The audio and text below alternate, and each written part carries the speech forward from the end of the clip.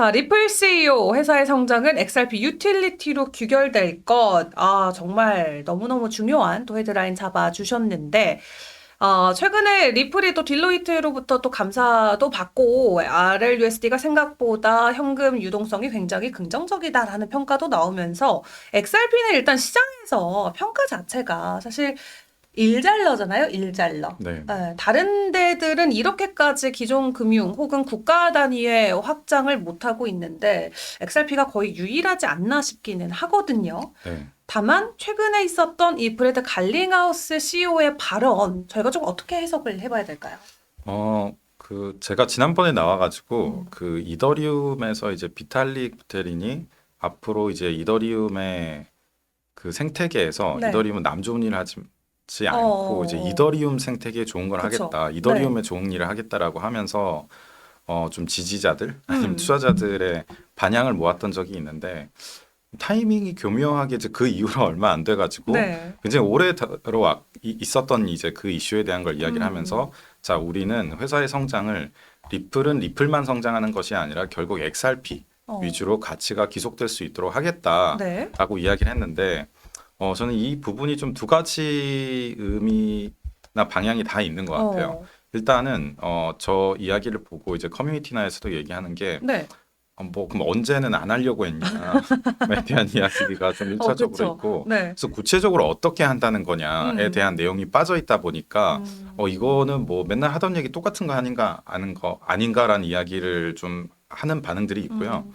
그래도 두 번째로는, 그래도 저 문제에 대한 인지를 가지고, 리플사에서도 계속 말씀하신 것처럼 일 정말 잘하고 서비스 확장 잘하고 네. 기관들이 사용할 수 있는 것들을 계속 만들어 가는데 그래도 계속 리플 그 토큰에 음. 대한 그 연계성을 놓지 않고 사용성을 계속 의식을 해서 개선을 해내겠구나. 해서 뭐 이더리움이랑 비슷하게 오랫동안 그 존재했었던 문제를 본격적으로 이제 회사에서도 재단에서도 이제 풀어나가기 위한 어떤 오. 신호로 볼 수 오. 있다라는 이제 반응들이 다 섞여 있는 것 같습니다. 좋은 거네요, 그러면. 네, 좋죠. 네. 근데 이제 좀 생각을 해보셔야 되는 게 이게 네. 많은 분들이 리플사에서 하는 이제 노력들을 보면서 음. XRP 코인이 리플사에 좋은 소식이 나오면 XRP가 오를 거야라고 음. 하는데 이제 알고 계시는 분들이 있겠지만 그러면은 리플에서 나오는 솔루션 음. 등을 이용해서 리플에 참여하는 기관들이 XRP를 어떤 순간에 어떻게 사용하게 되는지를 많은 분들이 잘 모르고 계시는 것 같아요. XRP를 어떤 순간에 사용하냐? 네. 어쨌든 송금 결제용으로 나온 거니까 네네. 송금할 때 써야 되는 거 아니에요? 맞습니다. 이제 송금할 때 사용을 하는데 네. 그래서 그러면은 가격에 영향을 주려면은 음. 기관들이 결국엔 보유를 해야 되는 거잖아요. 그쵸. 근데 비트코인 같은 경우에는 이제 사면은 가지고 있죠. 이더리움도 네. 뭐 나중에 디파이에서 어떤 식으로 쓰기 위해서 스테이킹을 음. 하기 위해서 보유를 하게 되는데 네. 이 XRP는 기관들이 예를 들어서 다른 곳으로 다른 은행에서 송금을 하게 되면 음. 그 순간 사요. 네. 내가 그리고 나서 순간적으로 보내지고 음. 순간적으로 매도가 이루어져서 현지 통화로 바뀌게 됩니다. 네. 즉 기존에 A 국가의 통화에서 뭐 B 국가의 통화로 음. 환전하는 그 중간 매개체로서 쓰이는데 매개체로 쓰이는 순간에 리플을 사고 동시에 파는 네. 행위가 굉장히 짧은 수초 어. 혹은 수분 내에 이루어지게 되기 때문에 사실상 이제 가격 익스포저가 거의 없다라는 아. 이야기를 하고 뭐 가격이 아예 없기는 당연히 변동이 있겠지만은 음. 유동성도 굉장히 깊고 외부에 사용할 수 있는 다른 외환에서의 슬리핏이나 이런 것보다는 훨씬 적다라는 이야기를 하면서 XRP가 많이 쓰일 거다라고 하는데 네. 계속 챌린지를 받는 건 그럼 그때 필요할 때 잠깐 사고 음. 거의 동시에 매도가 되는 그치. 거면 아무도 안 들고 있는 거 아니냐? 그럼 음. 가격이 왜 올라야 되냐? 잠깐 이렇게 스쳐 지나가는 존재로만 있는 맞아요. 거네요. 맞아요. 그래서 그 플로우에 대한 거 흐름을 보고 얘기를 하는 거라서 XRP에서 이번에 이제 그 CEO가 얘기했던 것도 사용성을 높이겠다라는 음. 게 그래. 사용성을 높인다는 거는 더 네. 많이 흘러가게 되는 거지. 결국 투자자들이 원하는 건 보유. 어. 를 하게 되는 건 도움이 안 되는 거 네. 아니냐라는 이야기가 여전히 나오고 있는 게 그런 이제 그 사용 구조 때문이라고 보시면 될 것 같습니다. 그러니까 사용처라던가 뭐 기술적인 부분 또 사업의 확장성은 그 어느 프로덕트보다 더 긍정적인 평가가 나오지만 말 그대로 정말 유틸리티성에서의 지금 좀 공백이 있는 것 같아요. 네, 네, 근데 맞습니다. 뭐 리플 스테이킹 뭐 아니면 현물 ETF 등 좀 리플의 수급을 가져가 줄 수 있는 좀 장치들은 있는 것 같은데 그걸로는 어쨌든 부족하다라는 거죠. 네, 이게 그러니까 리플에서 이제 만들고 있는 그 생태계가 음. 이제 성공을 토큰 가격에까지 긍정적인 영향을 주려면 네. 이게 어마어마하게 성장을 해서 아, 사실 이렇게 그때 매수해서 매도해서 보낸다라고 음. 보더라도 우리가 뭐 늘 실시간 배달이 되는 네. 뭐 식당 기준에서 보면 어떤 음. 제료업체가 있다 하더라도 네. 뭐 냉장고에 조금은 쟁여놓겠죠, 재고를. 음. 이제 그런 측면에서 아무리 매도를 거의 동시에 할 수 있다 하더라도 뭐 긴급한 상황들을 대비해서 조금씩은 보유할 거다. 근데 그 조금씩이 전 세계에 있는 모든 금융사, 결제사들이 굉장히 많이 사용을 하게 되면 네. 늘어날 수 있겠지만 이제 그렇지 않았을 경우에는 이제 머물기가 어려운 거고 말씀하신 이제 스테이킹 서비스나 이제 이런 것들도 네. 그렇게 조금 가지고 있으면서 음. 굳이 스테이킹을 얼마나 길게 할까? 그리고 아. 계속 흘러가는 자산인데 굳이 묶어놓을 이유가 뭐가 있냐라는 측면에서의 그 풀어야 될 과제들이 그래도 아직은 꽤 있는 상황입니다. 아직까지 그래도 돌파해야 될 부분들은 확실히 남아 있는 것 같습니다. 네. 근데 그럼에도 불구하고 그렇다면은 유틸리티성이 조금 떨어짐에 비트코인 어쨌든 가치 저장의 수단이니까 그냥 저장하는 거고 네. 이더리움은 어쨌든 사용해서 태워서 소각해서 뭐 계속 수수료하고 명확한 또 BM이 있으니까 네네. 시가총액 2위자를 지켜주는데 그럼 그런 거 치고 생각보다 리플이 시총 4위는 그래도 늘 유지해주잖아요. 네네네. 나름 잘하고 있는 거네요. 네, 이게 그 좀 표현하기 어려운 부분이 네. 자, 사용성을 기준으로 봐서 우리가 이렇게 하나하나씩 그래서 쓰이고 있냐, 그래서 어. 당장 쓰일 수 있냐의 요건으로 보면 네. 리플이나 XRP도 아직 좀 부족한 부분들이 있어요. 근데 전체적으로 지금 산업 자체가 아직 규제를 다 넘어가지 못했고 이제 사용성이 도입이 아직 많이 안 된 다른 코인들도 너무너무 많이 있다 보니까 네. 우리가 그러면 XRP만 시니컬하게 뭐 아직 안 되잖아라고 볼 건지 어. 그래도 XRP는 이걸 할 수 있는 다 기반을 갖추었고 이제는 보여주기만 하면 되는 단계니까 그래도 많은 진척을 냈다라고 볼 수 있는지 그쵸. 차원에서는 네. 그래도 기반이 굉장히 탄탄하게 되어 있고 서비스들이 사용이 되고 있고 뭐 말씀하신 것처럼 디파이적인 요소들이나 스테이블 코인 등 그리고 뭐 장부 관리부터 모든 서비스를 다 가지고 있기 때문에 네. 이제 마지막 실제 사용성 도입 하나가 남았다라는 어. 관점에서는 오히려 다른 재단이나 생태계보다는 과제가 덜 남아 있는 관점에서는 그래도 유의미한 성장을 기대할 수 있다라고 보는 이제 그런 애널리스트들도 꽤 있는 상황입니다. 일단은 좀 기대감을 가져봐야 될지 아니면 계속해서 사업 확장이 나도 결국 이게 코인 가격과는 또 연동이 지금 되고 있지 않는 상황이기 때문에 우리가 조금 보수적으로 봐야 될지 시각은 확실히 엇갈릴 것 같습니다. 그렇다면 대표님의 좀 개인 의견은 어떨지 궁금한데 저는 사실 리플이 저도 늘 오랜 시간 동안 많은 소식들을 데일리로 체크를 하고 접해오면서 진짜 리플만큼 일 잘하는 애들은 없다 이 생각을 늘 하긴 했거든요. 근데 가격이 늘 아쉬웠잖아요. 네. 대표님은 지금 보셨을 때 이렇게 공격적인 사업 확장 언젠가는 가격으로 연동될 거라고 보세요? 아니면 계속 좀 투트랙으로 따로 저희가 떼어놓고 봐야 될까요? 가격 연동이 되는 때가 올 거라고 생각을 하고 있고요. 어. 이게 그 말씀드렸던 부분에서 이게 매수랑 매도를 통해서 이제 해외에 어떤 통화를 보내게 될 때 네. 사실 USD 시장은 굉장히 효율적으로 되어 있어요. 그래서 당장 이런 리플 네트워크를 사용을 하는 것 대비 네. 상대적으로 이게 좀 줄어들 수가 이거에 대한 효율성이나 느껴진 차이가 줄어들 수가 있는데 이게 훨씬 더 이제 그 개발도상국 네. 혹은 후진국 쪽에 있는 금융 네트워크가 미비하게 돼 있는 곳들과 이 교류를 하게 되었을 때 혹은 이 기관들이 소비자 땅까지 들어가서 네. 그 매수 매도에 대한 영향들이 직접적으로 흘러가게 됐을 때에는 XRP의 사용성이 늘어날 수 있는 건 맞죠. 그래서 그런 측면에서는 제가 지난주에 또 말씀드렸지만 크게 기관들이 도입할 때 이더리움 같은 완전 퍼블릭 네트워크를 보거나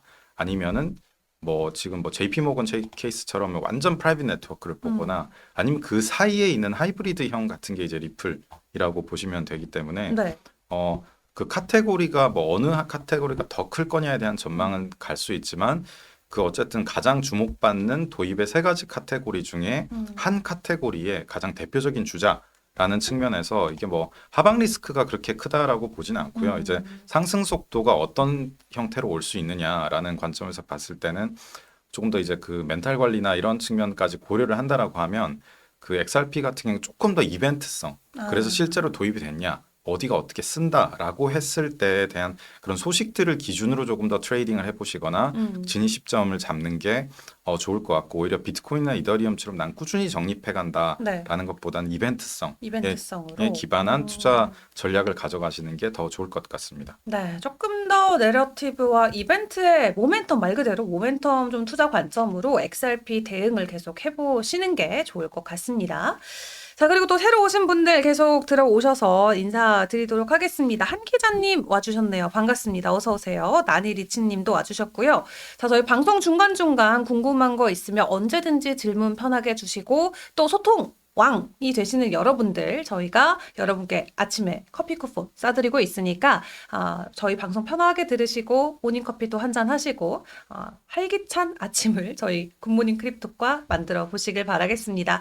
또 하나에 나가는 QR코드는 그냥 기본 카메라 어플 켜시고 딱 화면에 가져다 대면 영어 링크가 하나 뜨거든요. 영어 링크 클릭하고 텔레그램 입장하시면 저희 방송 외 시간에서도 주요 코인 시장에 대한 이슈들 저희가 계속 전달드리고 있으니까 시장과 24시간 또 살아 숨쉬면서 호흡해 보시면 좋을 것 같습니다. 자, 첫 번째 XRP에 대한 이슈 먼저 점검을 해봤습니다. 저희 두 번째 헤드라인도 열어보시죠. 비트코인 지방채 편입 시도, 지금 무디스에서 이 평가 등급을 공개하기는 했는데 지방채와 비트코인의 관계, 그러니까 한마디로 비트코인을 지금 담보로 놓고 지방채를 받을 수 있다라는 네네. 내용이죠. 네네. 어느 정도의 좀 의미를 갖는 건가요? 일단은 많은 분들이 아시는 것처럼 네. 스테이블 코인 시장이 USD 기반으로 크면서 음. 가장 혜택을 많이 본 게 미국 국채일 것 그쵸. 같습니다. 네. 이제 그러다 보니까 똑같이 이제 지방채들도 우리도 그럼 크립토로 통화되는 거에 어떤 담보물 형태로 들어갈 수 있지 않을까라는 고민을 하면서 시작된 거고, 네. 당연히 이제 안전성 측면으로 치면은 미국 지방채보다는 국채가 더 높다 보니까 스테이블 코인에는 국채를 더 많이 보게 되는 것 같고, 이제 그 한 단계 아래 등급으로 볼 수 있는 이제 미국 지방채들 같은 경우에는 그러면은 스테이블 코인까지는 아니더라도 비트코인을 활용한 어떤 담보 형태는 가능하지 않을까라는 형태를 생각을 하고 가고 있는데, 이번 한 번에 이제 결론부터 얘기 들으면 한 번이 이게 이제 새로운 시장이 엄청 뚫렸다라기보다는 한 네. 6개월 정도의 과정을 거쳐서 이제 이게 동의가 돼야 되는 부분들이 있기 때문에 아직은 좀 기다려 봐야 되는 부분들은 있겠지만, 그걸 좀 어떻게 구분을 예전에 그 모건 스탠리에서 네. 한 것처럼 기존과는 좀 아예 다른 양상으로 기존의 그냥 하나의 투자 자산 네. 형태가 아니라 이제 담보물로도 활용될 수 있는 성격의 비트코인의 수요 채널 자체가 좀 확장이 됐다라고 이해를 해 하시는 게 더 정확할 것 같습니다. 네. 다만 일단 무디스에서 이 등급 자체를 적극 투자보다는 그 좀 두 단계 더 하향 단계인 등급을 일단 부여를 했지만 어쨌든 시장에서 굉장히 또 안전 자산으로 우리가 인지를 해볼 수 있는 이 지방채를 비트코인을 담보 삼아서 투자를 해볼 수 있다라는 그런 시대가 열렸다라는 것도 시장에 좀 큰 의미를 던지고 있는 것 같습니다. 계속해서 이런 식으로 공공이나 금융 쪽의 인프라에 비트코인이 도전을 하고 있는데 앞으로 이런 기회들이 훨씬 더 확장이 될 수가 있겠죠. 네, 이 확장은 될 거라고 보고 있고, 네. 그 지금 비트코인 같은 경우에는 이미 그냥 일반 투자 시장에서의 안정성은 어느 정도 확보가 되어 있고, 그래서 이제 더 들어가서 이제 모건 스탠리 같은 경우에도 이제 자문 시장, 그래서 그리고 혹은 포트폴리오 측면에서 자동 편입되는 시장까지로 좀 더 어떻게 보면은 액티브한 자금이 들어오는 것 말고도 패시브한 형태로도 뒤에서 자금이 돌아갈 수 있는 쪽까지 확장을 하고 있는 게 비트코인의 지금 자금 흐름인 것 같습니다. 그래서 네. 사실 우리가 알겠지만은 내가 나서서 적극적으로 투자를 하는 것보다 알아서 돌아가는 자금들이 훨씬 크기 때문에 그런 측면에서는 더 큰 유동성에 접근을 하고 있다라고 라고 생각을 하시면 될 것 같습니다. 이런 움직임이 이제 미국에서 슬슬 먼저 나오고 있는데 또 이런 선례들이 결국 다른 국가들에게도 충분히 영향력을 줄 수가 있겠고 뭐 국내는 아직 이런 사례는 없습니다만 이런 여파가 결국 국내 크립토 시장에도 비슷한 양상으로 또 번질 수가 있을까요? 네, 당연히 나중에는 올 것 같은데 어. 아직 비트코인 ETF도 없어가지고 언제 될지는 잘 모르겠습니다. 머쓱하네요. 네, 네. 정말 일단 미국에서의 좀 정확한 규제 안들이 먼저 마련이 되어져야 또 우리나라도 어쨌든 좀 눈치를 보면서 따라갈 수 있지 않을까 싶은데 그런 순간들이 좀 빨리 오기를 기다려 봐야 될 것 같습니다. 이런 소식들이 전해지고 있음에도 불구하고 사실 비트코인 큰 반등, 가격적인 반등을 보여주고 있지 못한 상황이죠. 달러 기준으로 68,000달러, 어제 이어서 오늘도 같은 구간을 지켜주고 있는 상황인데 다음 헤드라인 또 열어서 비트코인의 소식 계속 챙겨보겠습니다.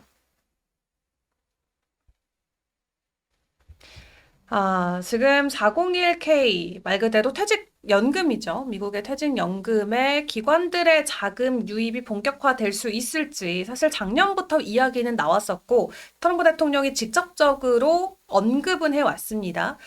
정말 뭐 수경원에 달하는 네. 기관들의 투자금이 들어와 줄 수 있을지 엄청난 시장에 일단 문이 열리는 건데 1%의 자금만 흘러 들어와 줘도 엄청난 좀 반등을 기대해 볼 수 있지 않을까 싶거든요. 일단 어떤 이슈인지부터 좀 설명을 해 주시죠. 네, 그 501k라는 게 네. 그 미국의 이제 그 퇴직연금을 얘기를 하는데 음. 그 미국의 그러니까 연금을 보기 전에 미국 퇴직 자산 네. 규모가 한 50조 달러 50조 달러. 50조 달러면 어. 한 7.5경 정도의 자산이라고 보시면 되는데 네. 그 자산의 한 20% 정도가 어. 그 401k 형태의 퇴직연금으로 들어가고 있고 근데 이 규모도 중요하지만 네. 이게 일단 그 어떤 소식인지부터 좀 이야기를 드리면 네. 저 401k에서는 퇴직연금 같은 어마어마한 큰 자산 그렇지만 노후랑 연계돼 있다 보니까 함부로 뭐 투기 있는 형태가 아니라 굉장히 보수적이고 안정적으로 운영돼야 되는 네. 대표적인 형태의 그 자산인데 네. 저 운용되는 펀드에서 기존에는 검토를 할 수가 없었어요. 비트코인 같은 거를 검토를 할 수가 없었는데 애초에 검토조차 할 수 없었던 상황이었는데. 네, 맞습니다. 네. 근데 이제는 검토를 할 수 있게 해주는 그 제한이 들어간 거고 네. 저게 실제로 받아들여지기까지는 마찬가지로 한 6개월 정도의 시간이 걸리겠고 실제로 받아들여진다고 하더라도 모두에게 강요되는 게 아니라 이제 그 펀드 매니저들마다 선택을 할 수 있는 상황이 되는 겁니다. 그래서 제한적인 소식이긴 하지만 그럼에도 불구하고 그런 제한된 형태가 그 남아 있음에도 이게 왜 매우 크냐라고 하면 어떤 아파트를 한번 생각을 해보시고 그게 네. 자산이라고 했었을 때 기존의 비트코인 투자, ETF 투자 이런 것들은 아파트 앞에 큰 우물이 있어가지고 우물이라니까 너무 옛날 사람 같네요. 뭐라고 해야 되지? 어쨌든 뭐 물을 주는 게 네. 있는데 거기 가서 내가 네. 떠먹어야 되는 네. 거예요. 근데 즉 내가 적극적으로 나서야지 할 수 있는 형태인데 오히려 지금 이 형태 401k 형태 수동적 자금 아까 그 지방채와 마찬가지 수동적 자금을 들어갔을 때는 이제 아파트 수도관이 뚫리는 형태예요. 그래서 그거 수도관을 늘 쓰진 않더라도 그쵸. 언제든 필요하면은 바로 이렇게 물이 들어갈 수는 훨씬 더 큰 그 흐름을 터치를 할 수 있는 형태이기 때문에 그래서 이 401k에서 선택을 할 수 있냐 없냐 아주 조금만 열리더라도 얼마나 큰 자금들이 흘러들어갈 수 있냐에 대한 판단을 하고 있는 것 같습니다. 지금까지는 정말 원하는 사람들이 어렵게 뭐 우물 가든 호수 가든 가서 필요한 만큼의 물을 길러왔다면 이제는 아예 집에 수도관을 쫙 설치를 해줘서 원할 때마다 틀어서 네. 내가 사용할 수 있게끔 되는 네. 시장이다 말씀 주셨고 이 시장이 무려 정말 수경원에 달하는 시장이니만큼 정말 소액의 어떤 퍼센티지만 시장에 흘러 들어와도 지금 뭐 우리가 현물 ETF로 들어가는 수급, 리테일들이 투자하고 있는 수급 그 이상의 무언가가 시장에 정말 콸콸콸콸 흘러 들어올 수 있는 상황이 될 것 같습니다. 굉장히 좀 기대감이 높을 수밖에 없는데 어쨌든 6개월은 최소 걸린다 네. 말씀을 주셨고요. 네. 그리고 얼마 전에 이제 말씀드렸던 이제 모건 스탠리의 네. 상황도 그렇고 지금 이런 소식들이 아마 계속 들릴 거예요. 그 모건 스탠리에서도 이제 그 포트폴리오 관점, 사람들이 생각을 하지 않고 있더라도 음. 뒤에서 이제 투자가 들어갈 수 있는 형태가 열리는 거고, 그러면 그 포트폴리오를 보고 활용하는 수많은 펀드 매니저들은 네. 그럼 내가 할 수 있어라고 했었을 때 그 펀드 매니저의 새로운 카테고리 하나가 이제 열리게 되는 거죠. 401k가 열리면 퇴직 연금성 자산을 보는 거고, 네. 근데 그 자금 성격에 우리가 훨씬 더 주목을 해야 되는 게 어. 이 자금 성격이 그 이런 보수적 자금들, 그 지난번에 이제 모건 스탠리만 하더라도 훨씬 더 이제 그 초고액 자산가들이나 이제 기관성 자금에서도 중장기 자금을 보는 자금들이기 때문에 매수가 한번 들어오면 매도가 쉽게 나가는 구조가 아니다. 포트폴리오 구조이기 때문에 그런 이야기를 드렸는데, 네. 지금 이제 401k 같은 자금들은 가장 보수적인 자금의 하나예요. 즉 매수가 한번 들어오면 그게 그냥 시장에 쌓여 있는 구조이지 흘러 들어가는 구조가 일차적으로 아니고, 두 번째로 한번 의사결정이 결정이 되면 작긴 하지만 우리 계속 월급을 받으면 연금이 계속 쌓이잖아요. 작긴 하지만이 너무 네. 슬프잖아요, 네. 대표님. 네, 우리 모두 뭐 그런 마음으로. 작긴 하지만. 근데 그 자금이 네. 매달 어. 그 투자 원칙이 정해지면 계속 흘러 들어갈 수 있는 구조가 만들어지기 때문에 그쵸. 여기에는 아까 얘기했던 1%만 들어간다라고 했을 때 그 시점으로 여기 기관 진입했네 끝이 아니라 그 기관에서 이제 다룰 수 있는 퇴직금 계속 뭐 월급이나 이제 그 연봉 기준으로 들어가는 자금들이 네. 비중이 꾸준히 흘러 들어가는 유입세를 만들어내기 때문에 뭐 순간적으로 판단을 해서 ETF 순유입 혹은 순매도로 바뀌는 게 아니라 그 유입세 자체가 안정적으로 공급되는 거라서 굉장히 새로운 형태의 그 비트코인 이제 수요처가 생긴다라고 이해를 하시면은 이게 얼마나 큰 사건인가라고 인지를 하실 수 있을 것 같습니다. 와, 진짜 한 번 들어오면 어떻게 보면 나가지 않을 자금이 정말 지금 저희 바로 문 앞에 쌓여 있다라고 생각을 하면은 정말 기대가 될 수밖에 없는데, 어쨌든 6개월 뒤면 올해 안에 또 이게 투자의 길이 열릴 수도 있는 건데, 그렇게 됐을 때 우리가 정말 지금 시점에서 이 투자의 좀 전략들을 다시 꼭 세워봐야 될 것 같다는 생각은 들거든요. 늘 기관 쪽의 이야기를 그 누구보다 앞선에서 발빠르게 국내 시장에 전해주시는 준호 대표님이신데, 이런 기관들의 움직임을 놓고 봤을 때 정말 올해 안에 비트코인 한번 좀 큰일 내주지 않을까, 네. 그런 기대감 계속 가져가도 괜찮을까요, 그러면? 네, 저는 그게 있는 게 일단 그 시장에서 네. 그 여기 어떤 분들보다 그 착각을 제가 제일 많이 하고 살았던 것 같은데, 왜냐하면 저희 무슨 회사에서도 착각이죠? 제가 네. 2018년에 창업을 할 때 네. STO가 금방 될 줄 알았어요. 그 근데 당시에. 네, 근데 와. 지금 8년이 지났는데 아직도 안 되고 네. 있다 보니까 시장을 빨리, 그리고 저희 회사 공시도 했었고 평가 사업도 그쵸, 했었고 그쵸. 하지만 네. 이제 막 2단계 법안에서 핵심적으로 다루려고 하는데 음. 이제 뭐 이게 그 창업을 하고 이제 회사를 운영하면서 하다 보니까 어떤 다가올 시장에 대한 정당성도 중요하지만 언제 올 거냐에 대해서 이제 여러 번의 시행착오를 겪고 하면서 가장 보는 게 이게 진짜 언제 올 거냐에 대한 판단을 저는 그 이후로 이제 가장 보수적으로 좀 하기 시작했었는데, 이제는 이런 신호들이 나왔을 때 행동이 바로 따를 수 있는 규제 기반이 만들어진 상태고, 그 규제가 더 빨리 되고 있다 보니까 예전처럼 될 거야라는 어떤 당위성을 가지고 얘기를 하는 게 아니라 될 수 있게 됐어. 그러면 이제 시작하게 되는 넥스트가 바로 그려질 수 있는 시장이라서 네. 이제 이런 발표들이 이제 나온다라고 했었을 때는, 규제가 되어 있을 때에는 그 속도에 있어서도 훨씬 더 시작은 빨리 될 수 있다. 이제 다만 이제 유일하게 판단하기 어려운 거는 저렇게 시작이 돼서 6개월 뒤에 되면 네. 그때 물밀듯이 들어올 거냐는 모르지만은 아. 시작은 무조건 될 수 있다라는 관점으로 보면은 그래도 저 뉴스를 예전만큼 보수적으로만 판단하기보다는 저런 걸 기반으로 해서 난 최소한 그러면 6개월 넘는 한 1년, 뭐 1년 반 정도의 자금 형태는 네. 저기 형태로 운영을 해봐야겠다라는 판단은 할 수 있을 것 같습니다. 이런 소식들이 정말 어쨌든 한 번에 물밀듯이 딱 준비 시작하고 다 같이 달려나가는 것은 아니지만, 정말 우리가 정말 이렇게 눈 깜짝할 사이에 좀 일상 속에 많이 스며들어 있을 것 같다라는 생각은 듭니다. 네. 그렇게 봤을 때 지금 비트코인 고점 대비 어쨌든 50%의 가격 조정이 나오고 있는 구간이고, 지금 6개월 이상 정말 이례적으로 아주 긴 시간 동안 월봉 기준 하락 마감이 되고 있는 상황이기 때문에 이렇게 장기 가격 횡보, 뭐 침체, 하락장을 우리가 어떻게 좀 대응을 해보냐에 따라서 정말 근시일 내에 우리가 또 큰 변화를 맞이할 수 있지 않을까 하는 기대감까지 가져보면 좋겠습니다. 자, 그렇다면 저희 준우 대표님께서 준비해주신 마지막 헤드라인도 열어보도록 하겠습니다. 미쓰비시와 JP모건 맞손 글로벌 온체인 결제 가속. 미쓰비시가 이제 일본 쪽의 네, 기업이고 이제 네. 미국의 JP모건이 맞손 손을 둘이 잡았다라는 건가요? 어떤 이슈죠? 그 JP 모건에서 네. 예전부터 그 자체 인프라를 구축했다는 거에 대해서는 음, 좀 많은 분들이 들어보셨을 텐데 음. 그 이거를 어떻게 보시면 되냐면 네.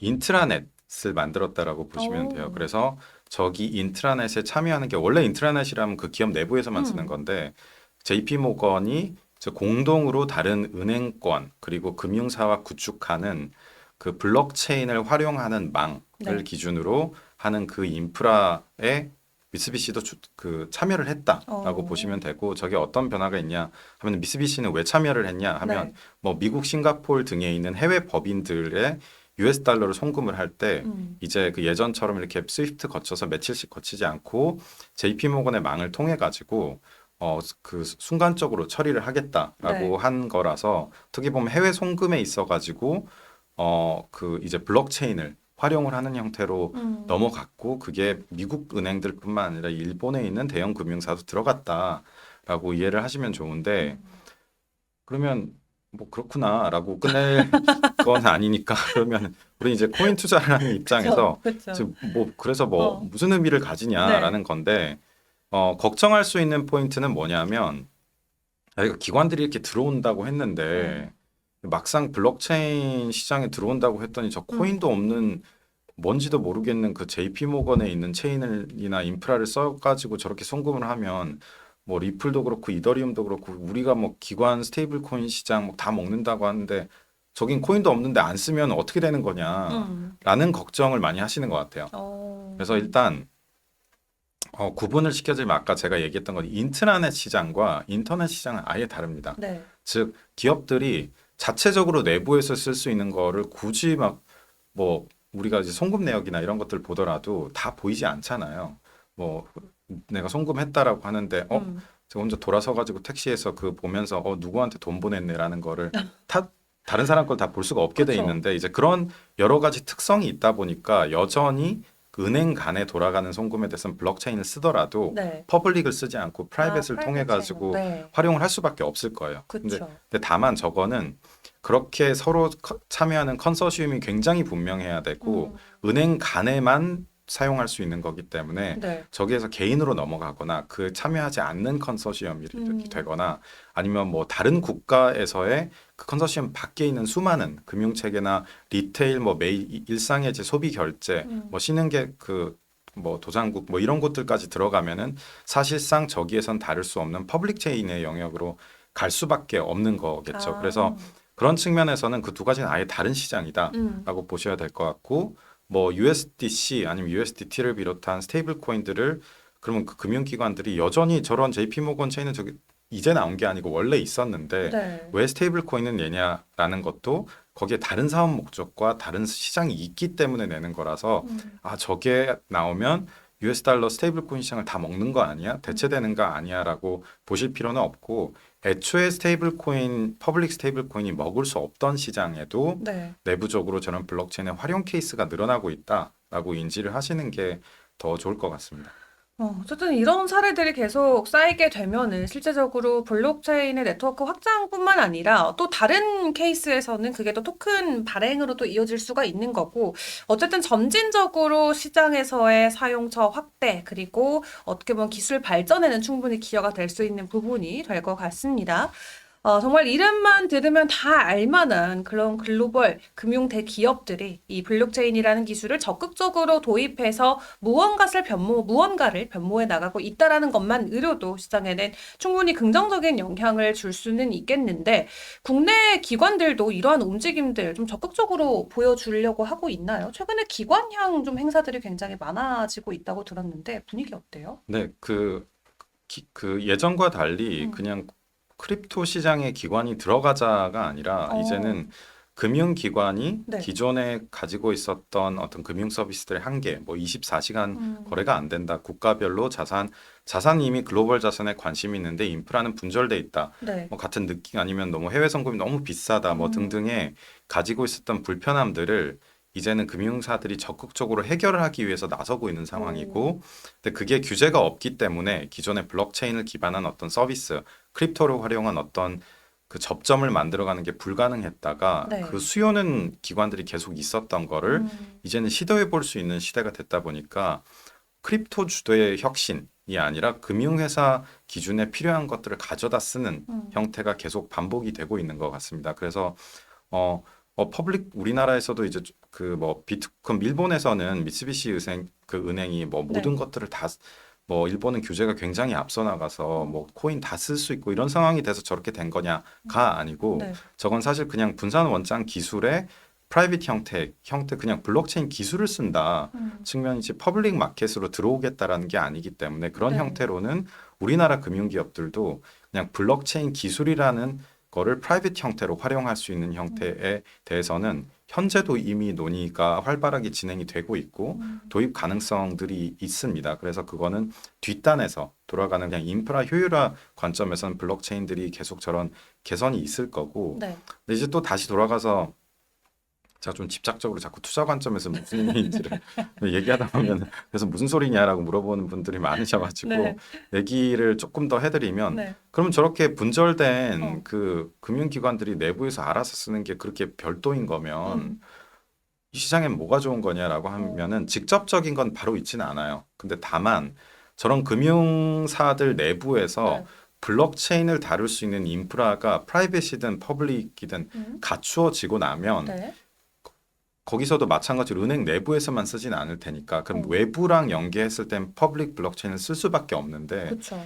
그때 가서는 프라이빗 블록체인 네트워크에 대한 기술이나 인프라나 이런 여러 컴플라이언스 요건들이 있으면은 이제 그걸 연결해 줄 수 있는 접점만 만들면 돼요. 근데 프라이빗 네트워크도 사용을 안 하고 했을 때에는 나중에 뭐 이더리움 기반에 뭘 하자, 솔라나 기반에 뭘 하자라고 했었을 때 아무것도 없는 상태에서 시작을 해야 되기 때문에 어떻게 보면은 내부 인트라넷을 잘 만들어 놓으면 외부 인터넷의 연계가 쉬워지는 것처럼 그렇죠. 네. 저는 내부적인 저런 프라이빗 네트워크 기반의 변화를 가져가는 금융사들의 노력이 준비가 되어 있다라고 하면 나중에 어떤 외부 스테이블 코인, 퍼블릭 체인의 연결고리만 만들면은 그 유동성이 외부로도 흘러 들어가고 또 반대로 들어갈 수 있는 그 준비 상태가 되게 높아져 있는 게 지금의 금융사들의 행동으로 생길 수 있는 변화라는 측면에서는 기존 퍼블릭 네트워크의 사용성을 네. 앞당길 수 있는 그 요소로 인지를 하면 좋을 것 같습니다.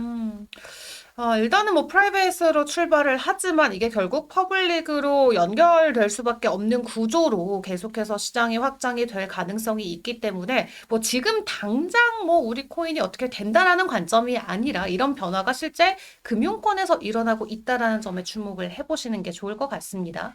그리고 예전에는 아예 이 블록체인이라는 기술 자체가 사실 코인 떼어놓고 블록체인 뭐 할 건데? 이런 질문도 굉장히 많이 받았었고, 블록체인의 어떤 실사용이라던가, 존재 가치에 대해서도 늘 의문을 샀던 또 시기가 있었기 때문에, 이게 실제 산업에서 사용되고 있다라는 사례들이 차곡차곡 쌓이게 되면은, 블록체인 이퀄스 투 크립토라는 관점에서 결국 크립토 또한 우리가 수용이 되는 것이다 라는 또 관점도 확산시켜 볼 수 있지 않을까 싶습니다. 이렇게 기관들이 정말로 블록체인과 크립토를 놓고 많은 변화들을 시도하고 있는 2026년입니다. 그렇기 때문에 아직 가격적인 측면에 이런 것들이 바로 반영되고 있는 상황은 아니지만 분명히 언젠간 그 가치가 제대로 평가됐을 땐 지금의 가격대를 우리가 다시는 볼 수 없는 또 시절이 오지 않을까라는 기대감을 보면서 지켜봐야 될 것 같은데